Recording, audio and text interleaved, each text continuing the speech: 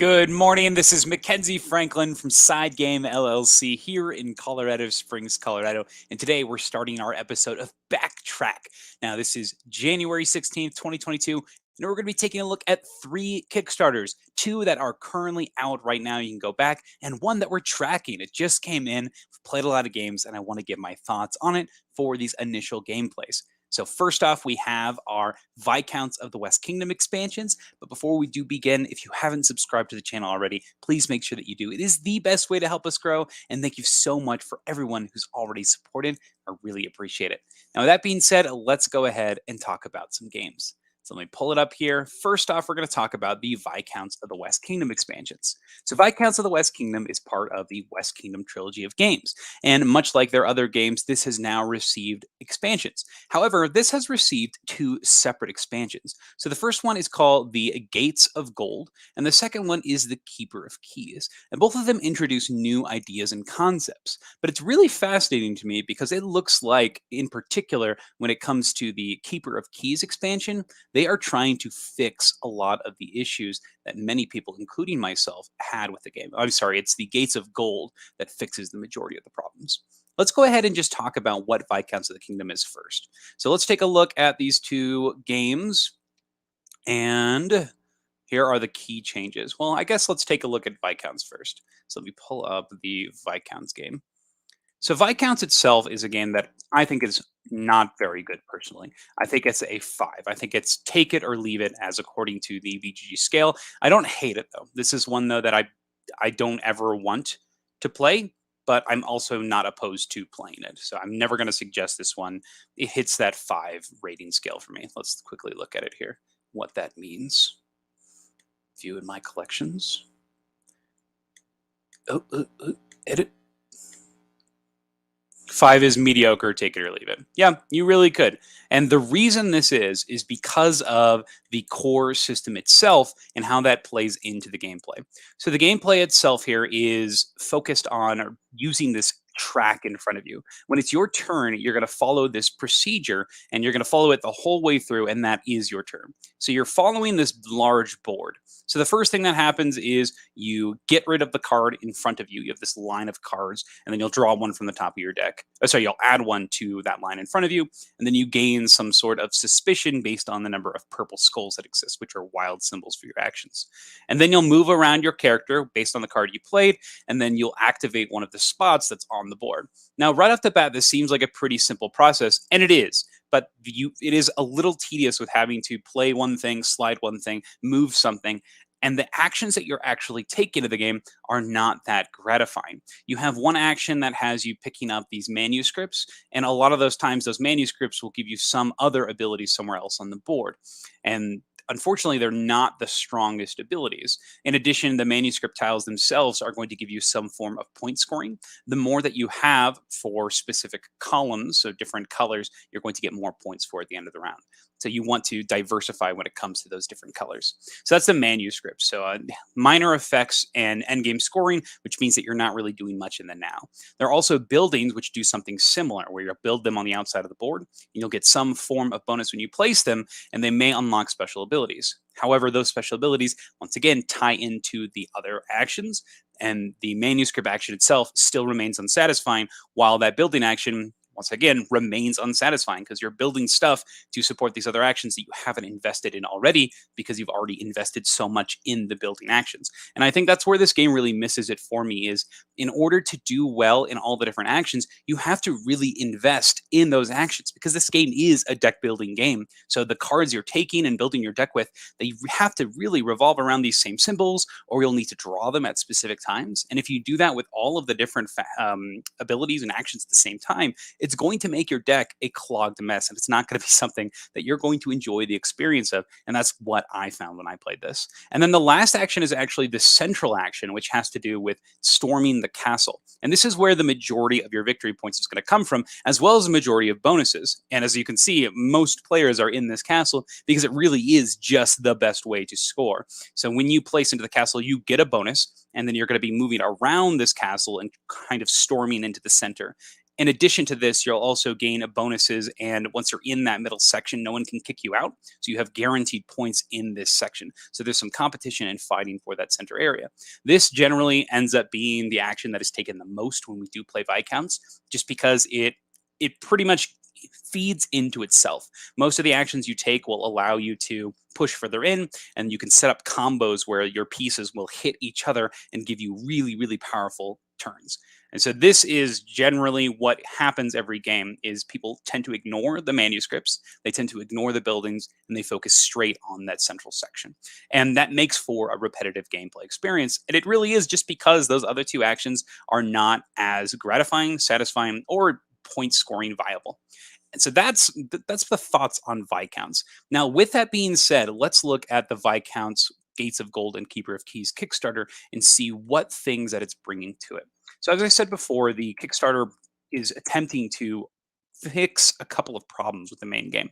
So the first thing that it's trying to fix here is the actual system itself with the Gates of Gold, trying to buff the two other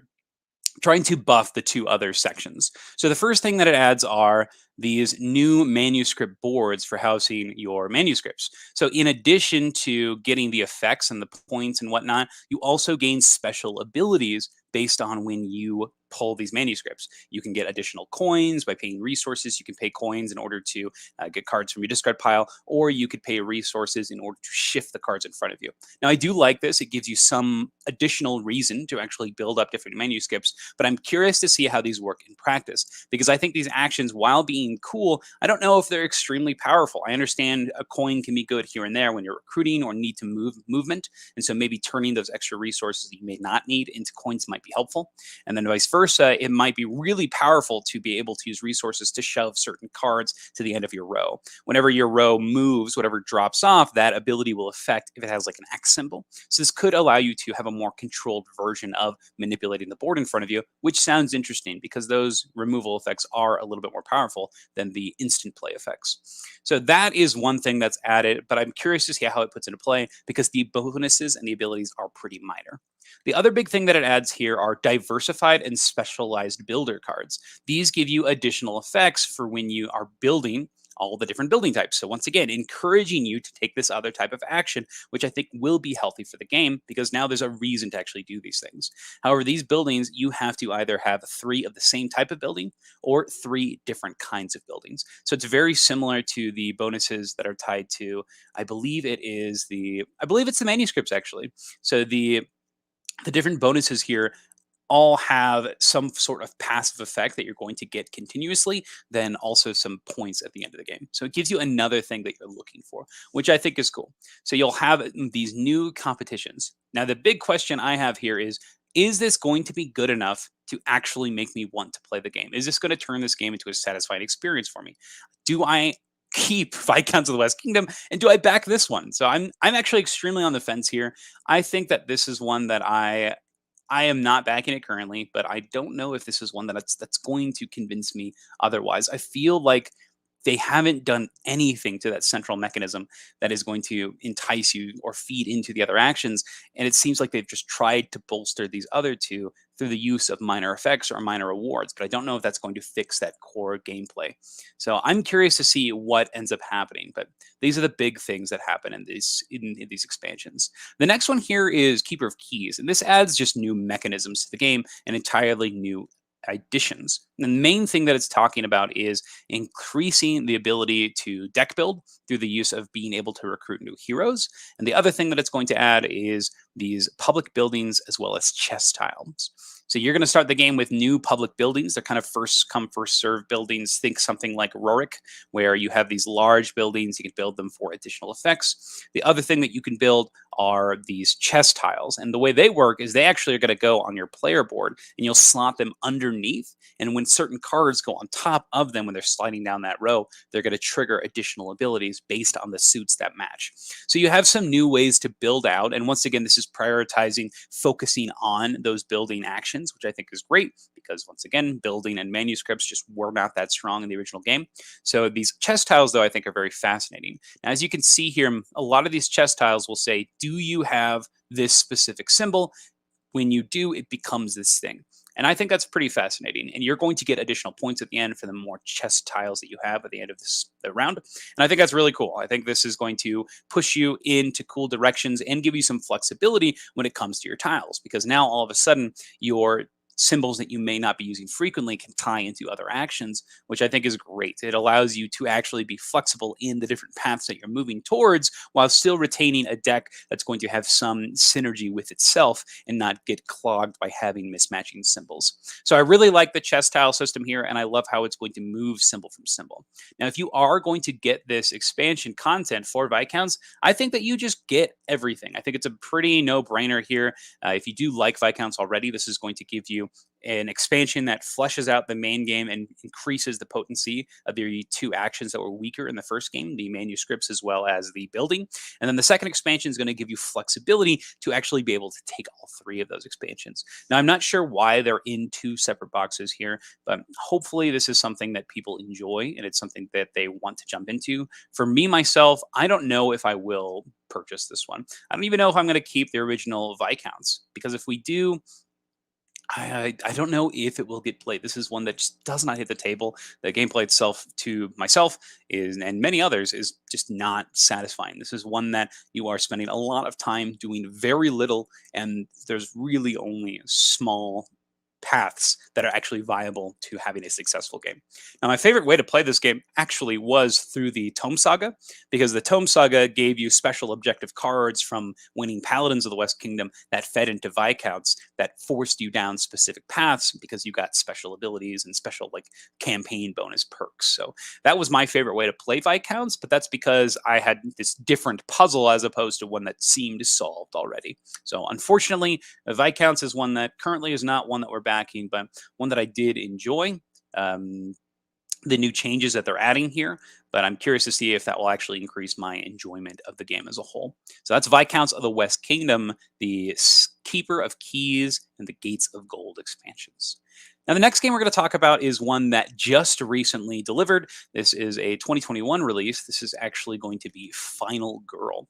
Now, Final Girl here is absolutely wonderful. I really enjoy this solo experience. It is a horror-themed game where you take on the role of a final girl, and you're going to be taking down all of these different bosses that you're trying to fight. Well, I wouldn't say bosses. I would say more horror-themed bad people.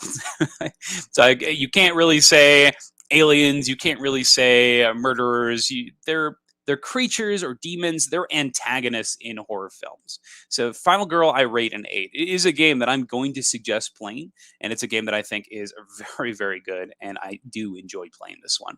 I think that the thematics are fantastic, and my favorite part about the game is the hand management system. You're going to have this large hand of cards, these action cards that you'll be using, and they're all multi-use. The first thing you can use them for is the action when you play them. That's going to give you some sort of effect that interacts with the board. Now, after you do that, based on dice rolls, you're going to see if you actually succeed on that action. And that brings us to the second use of the cards. You can commit cards face down in order to improve your successes. You'll have 2 of the dice faces that you can turn into successes by discarding 2 cards. And the last thing that you can do with your cards is you can simply put them face down to increase your time marker, which will allow you to add more cards to your hand. And I love this mechanism. It allows you to use all things at the same time. It allows you to plan for certain successes. Maybe you hold back a couple of cards to ensure that you have better chances to succeed. And the best improvement of this game, because it is based on the original Hostage Negotiator, is that they have added a lot of failing forward. Many of the cards will give you options when you fail to pay an additional resource or have an additional consequence to ensure that you've done your thing. For example, the movement card, very simple. You play the move. If you succeed, excellent. You can move 2 spaces. If you just get 1 success, you can move 1 space. But if you get no successes, you can actually take a damage, lose some time, and still get that movement in. So even though you may not win that dice roll, you may not be super successful, it's going to still propel your game state forward, and I really appreciate that here. Now, the big draw to Final Girl is the system itself, where you can mix and match these different killers with locations. And that brings us to Final Girl Season 2, which is going to introduce even more content to this critically acclaimed world, which just means more variability and more combinations of these different aspects. So Season 2 here offers 5, I believe, new areas that you can go to, and these are all based on classic horror films, whether it be something a bit more sci-fi or it can be kind of the standard that we've seen in the Season 1. So let's take a look at what we've got here. Now, right off the bat, the one that I'm really excited to play is actually the Red Riding Hood one. I think that's fantastic that they're going to be introducing that. It brings in, I think it's got the fantasy series or something like that. I love that. I think that's really cool that they're willing to jump into something like that.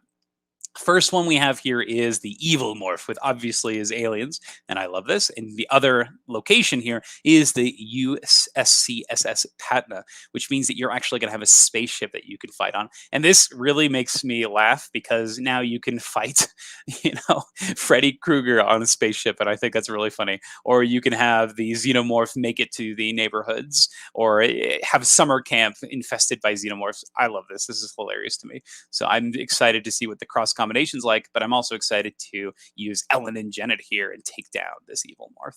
Super exciting. And once again, the content in here is very similar to the base game, as well as additional small cards. In this case, they have evolution cards, which I think are going to show how that character is growing, which is also exciting. I really like how that's done in games like Nemesis. So I'm excited to see it done here. You also have the organism, which is a spoof on The Thing. So this has a shape-shifting creature, and I love this theme as well. The snowy, icy areas and down in the Arctic. You've got the organization boards, you've got the killer location boards. I think that this is so interesting. And if you look closely at this board here, the killer board is actually a set of 3 different meeples. These are the colored meeples that come in the game, and that's awesome because this means that you are not going to be able to tell who is who in this. And so I imagine, just like in the movie, it's going to reveal itself at some point, and then you have to react from there because the thing can be anything. And I love that. I think that's so cool that you have these characters that are kind of normal that you have to investigate and track. And this is such a well done concept. I think that this is really exciting. So excited to try that out with the organism. And then we have the intruders from the Wingard Cottage. So I'm not sure exactly what this is. I think this is supposed to be the Purge. You have people coming into your home trying to terrorize. So I think that's what this is. Who knows? But I think that is pretty terrifying, though, to have a home invasion arc. And I think that's kind of exciting because that's going to put you into your home. And I think that's a really great place to have this sort of horror setting. And I can see it pairing well with the other pre-existing killers and scenarios that exist. So I'm really excited for this one. I think this one looks really good as well. And then up next we have, this is the one that I was really excited about earlier. This is the Big Bag of Wolf and the Storybook Woods. This is Little Red Riding Hood, as you can imagine. And you also have Gretel, and I think that's super fun. You have the Storybook Woods, which has this nice, colorful artwork. And then you have the Big Bad Wolf itself. And once again, the cross compatibility with this is going to make it fantastic. So I can't wait to jump into that one. And then up next, we have the Ratchet Lady. This brings us to an insane asylum, another terrifying setting, which I think will work well with every single final girl, as well as the different killers. So very excited to jump into this one. And then you have side effect cards in this one in particular. And that sounds super interesting because maybe those are going to become action cards that hang out in your hand, or passive effects. I really enjoy these disorders or things like that in games like Kingdom Death Monster. So seeing things that are going to affect the way that your character behaves are extremely welcome in my opinion. I'm curious to see if they'll work like Arkham Horror weaknesses, where they're cards that chill in your hand or you have to play them, or if they're going to be something like Kingdom Death Monster where they just stay up in front of you the whole game and it's going to be a passive negative effect that you have to deal with. So I'm curious to see what happens here with the different cards, particularly the side effect cards. And there's also amped cards, which means maybe you can bring your psyche into a state of, adrenaline, very similar to the final dice cards. So we'll see how that plays out. And those are the different films. You can also go ahead and back all of the original films in this game.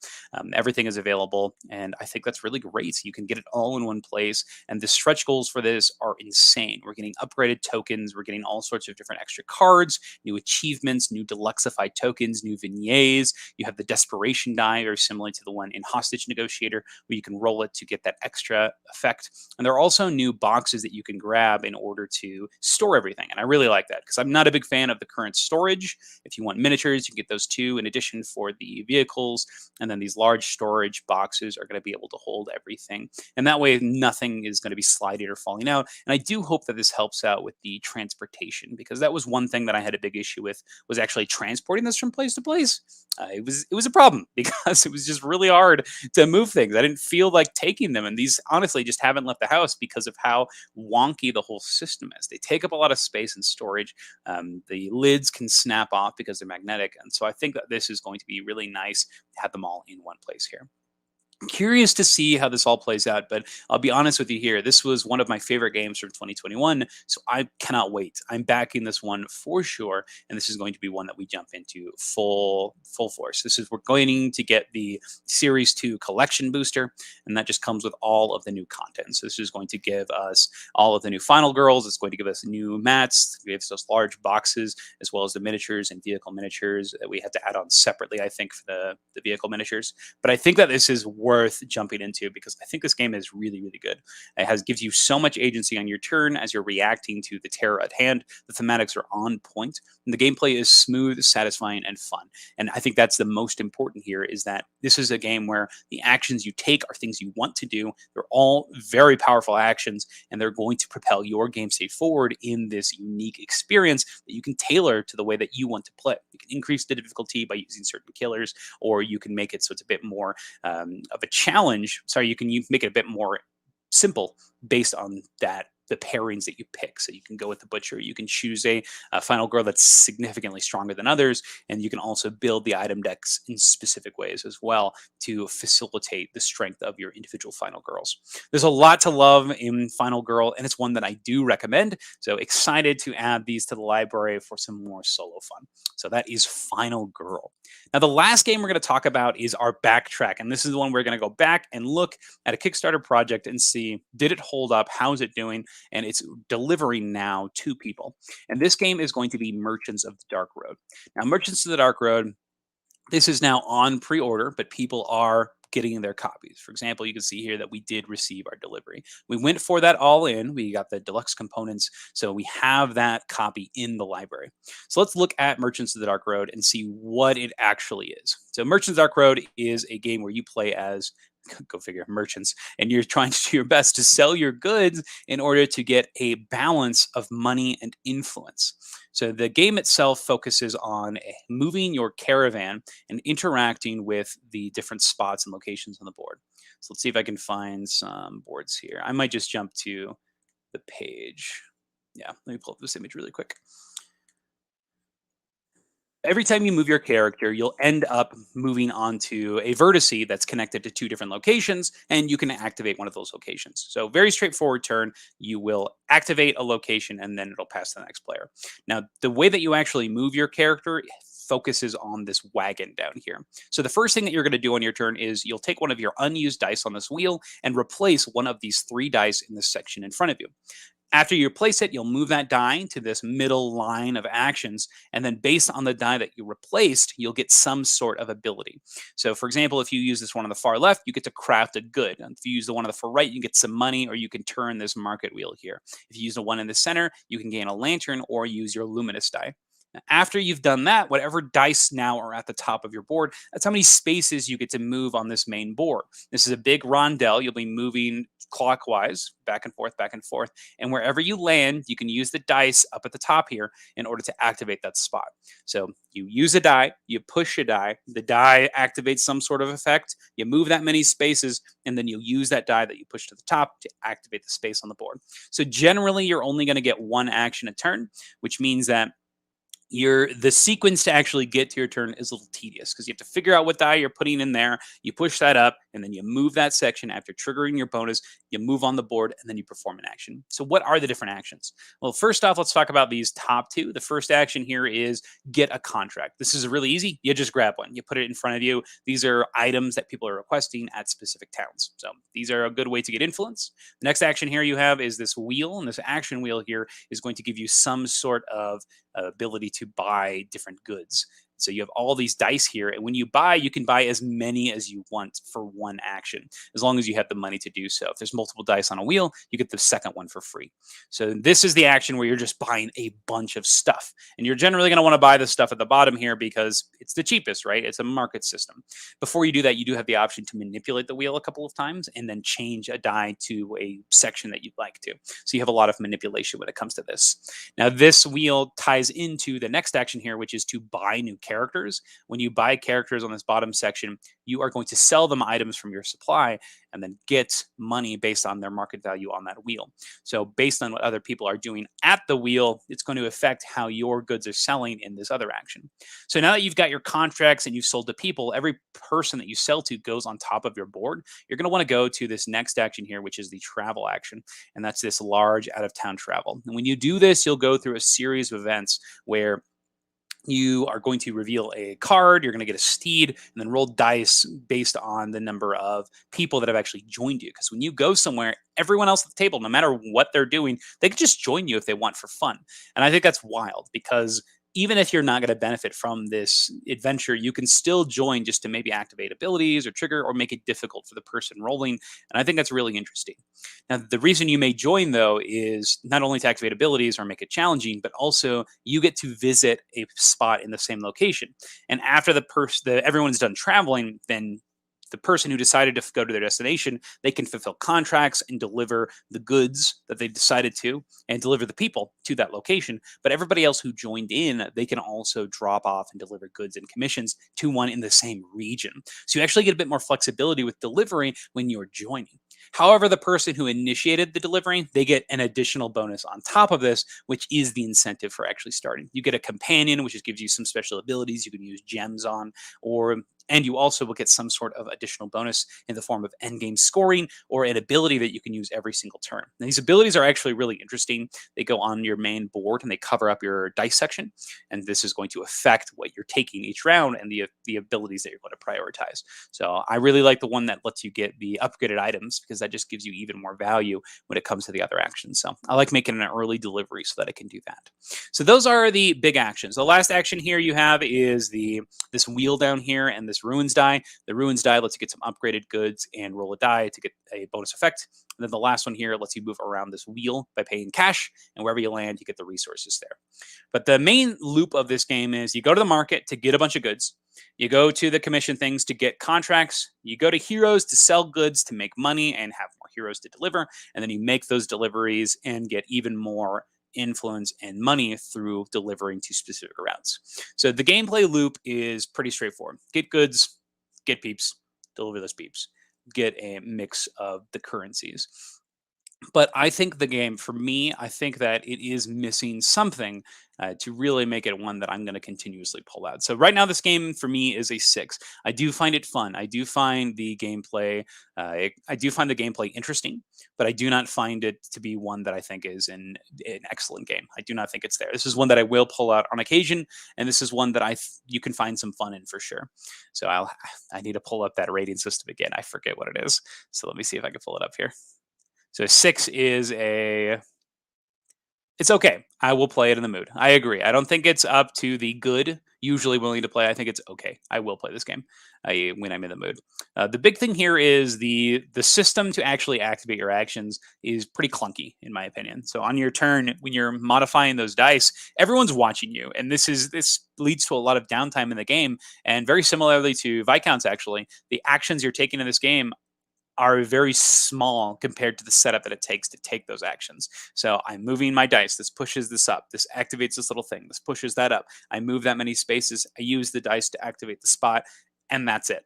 However, this game makes it so that you're able to engage with other people on their turn, which promotes the player interaction, which I really enjoy. Because a lot of the times you're going to be watching what people are doing and trying to grab people or contracts that maybe match with their as well. Because you want to join them on their deliveries so you can get some extra actions in with your deliveries. And I really like that. I think that's really interesting because you have ways to prioritize the value of different things based on what you anticipate other players are going to do.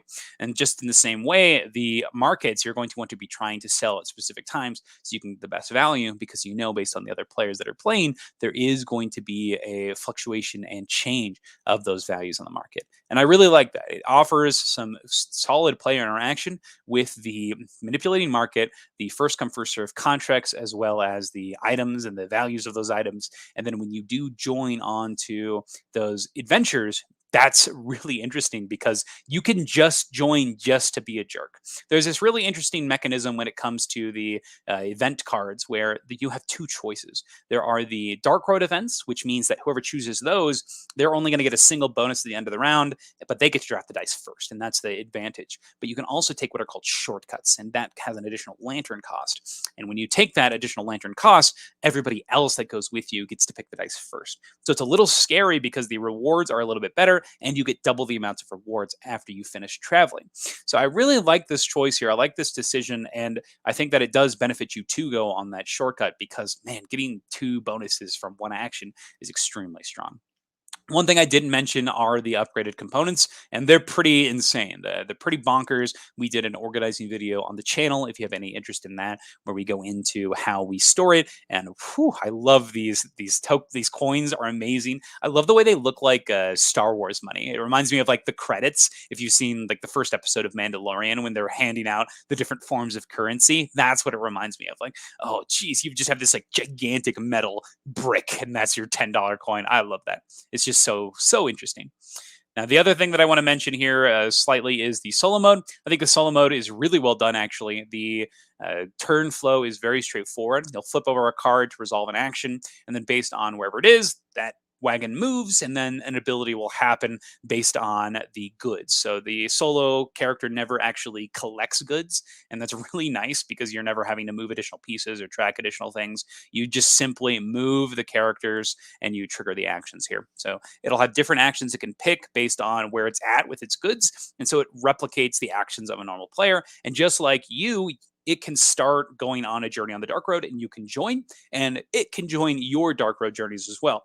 And I really like this because it's also going to be picking different characters and picking up contracts, not just based on what it's doing, but also potentially what you're doing. And I really like this system. I think it makes a lot of sense here, and I think that it just works extremely well. There are also little mini adventures in the solo book.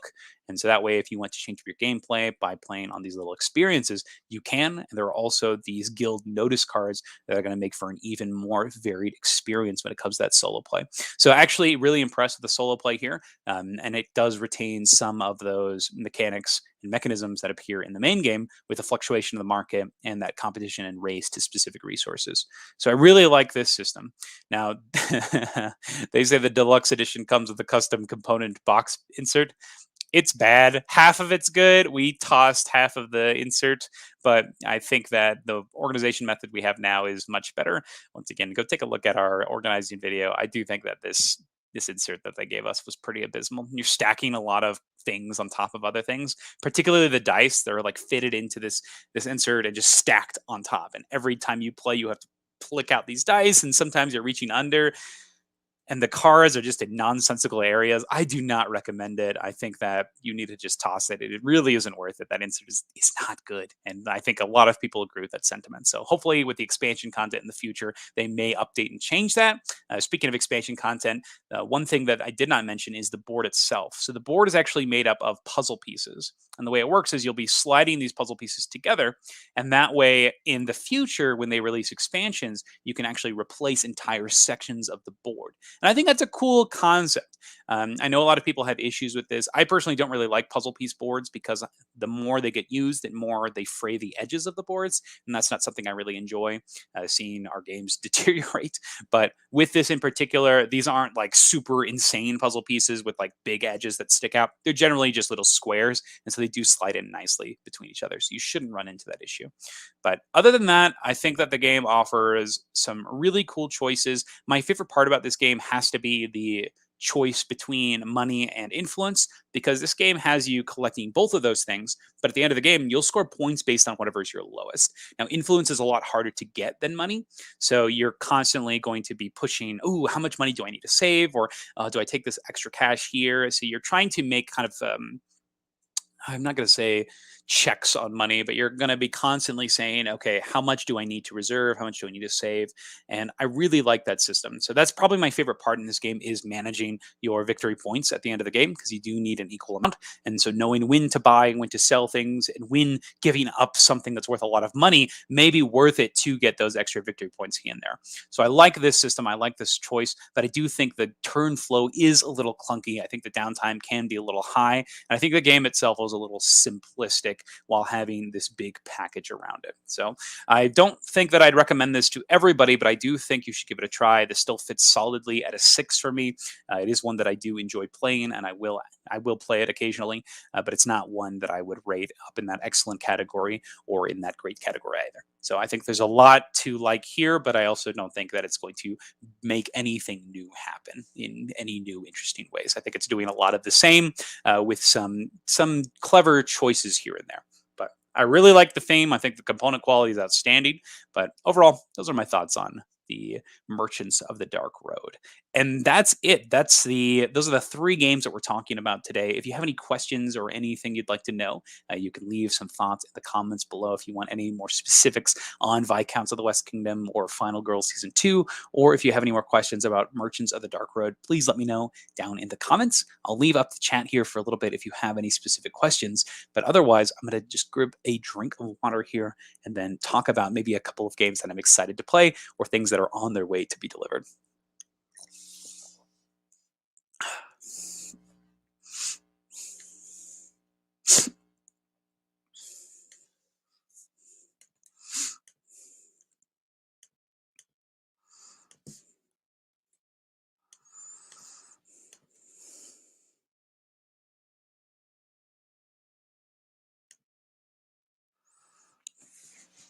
So one game that I'm extremely excited that's about to be delivered is the new Lost Ruins of Arnak expansion. Just got a email from Game Nerds. They finally received their pre-orders in, so that should be here soon. We have that coming with Detective Club, as well as Lost Cities, and the Pulse Arcade expansion for Clank, the deck building adventure. So I think this is Clank in space, actually. But I think Lost Ruins of Arnak Expedition Leaders looks the most exciting, in my opinion. I really enjoy how the asymmetry is brought out onto not only the decks of the characters, but also the boards themselves. Each player is going to have a new character board that has some sort of ability tied into it. And I really think that this is fantastic. I think that it's going to be a really cool way to track your progress and really spice up the gameplay by having you pursue the deck building and using those core mechanisms in new and interesting ways. So I think there's a lot of neat ideas in Lost Ruins of Arnak. So I'm curious to see what happens with the different abilities.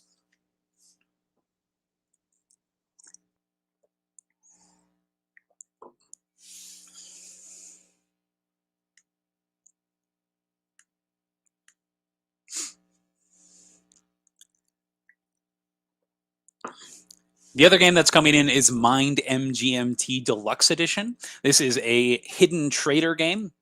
Not a hidden trader game. This is a hidden movement game. So this has you playing a one versus all experience where one person is going to be navigating through and the other person, everybody else is trying to find that person. And I think this is really fascinating, super exciting. So I have not had a lot of positive experiences with these hidden movement games. I think they're fine, but ultimately really boring. I remember specifically we played a game of Letters from Whitechapel, I think it was, and it was one of the longest experience I've ever participated in. And the ending of the game was extremely unsatisfying, even though we, as the locators, ended up winning. It felt like we were just kind of playing a system by the numbers, and there was like a procedural way to win well.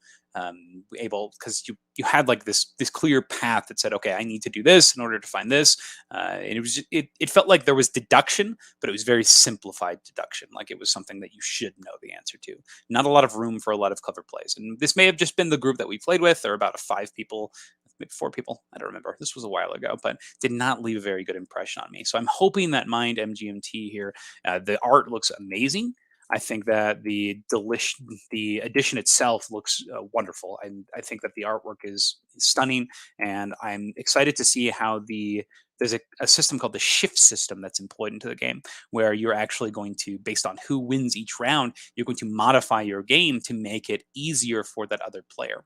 So one, for example, if the one wins, then the all will have a better shot at winning next time. And so it's going to kind of ebb and flow the experience of the game, which is also neat because you can cater that experience towards who's playing when you're playing with new people. Maybe somebody is not so good at the game. You could give them that role or that ability, or maybe they need a handicap. Then you can feed them an additional shift system before the game begins. And I think this is neat because it can adapt and change the group. So I'm excited for this. I love things with these changes, these small little changes throughout the game. Things like Oath I thought were really cool because you have the results from the last game affect the next one, but you don't necessarily have to play it with the same group. And that seems to be what it looks like here. And this game itself is just really, really highly rated, especially in this genre. And I think that the setting is really interesting. And if I like this game, it may push me to read some of those comic books as well.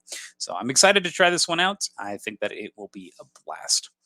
But we'll go ahead and wrap it up here. That's everything. Those are the games that we are backtracking. We got Merchants of the Dark Road, that new delivery, which I think is good. I don't think it's an incredible game. It sits solidly at a 6 for me. And then we have the new Kickstarters that we took a look at, Final Girl Season 2, which I think is fine. It's not going to be, I'm sorry. I'm out here shifting tabs. So Final Girl Season 2, which I think is wonderful. I think that that game looks absolutely wonderful. The new content that they're adding, it's going to add some new variety to the different locations. And I think that's going to tie well into the cross compatibility. So I'm really excited for Final Girl Season 2. I am curious to see if they'll do anything with the action cards. I know that those action cards are such a core mechanic, and it will be hard to change everything else around them, but that's something that I am excited to see. Maybe that'll be a stretch goal. And then lastly, we have the Gates of Gold and the Keeper of Keys for Viscounts. It looks like this is trying to tackle some of the issues that I had with the first Viscount system, particularly with those manuscript and building actions, by giving you more incentives to go for them through the use of special abilities and through the use of unique buildings. And so I'm curious to see if those actually improve my experience of the game as a whole. So very interesting choices here when it comes to what you're going to be backing this week. What are you backing this week? There's a lot of stuff that is already out right now on Kickstarter, and there's new stuff that's coming out next week. We have Marvel Zombies coming out on Tuesday, which is definitely one we're going to be looking at. And then also been looking at Sky Tier Horde, which looks like a lot of fun, a cooperative or solo Magic the Gathering tower defense style game where you're going to be trying to repel all these invaders. It looks very clean system, and it looks like one that would be a lot of fun. So maybe go check into that one too. So curious to hear your thoughts on the new Viscounts expansion, Final Girl, as well as Merchants of the Dark Road. Please let me know what you think down in the comments below. But thank you so much for watching Side Game Strong.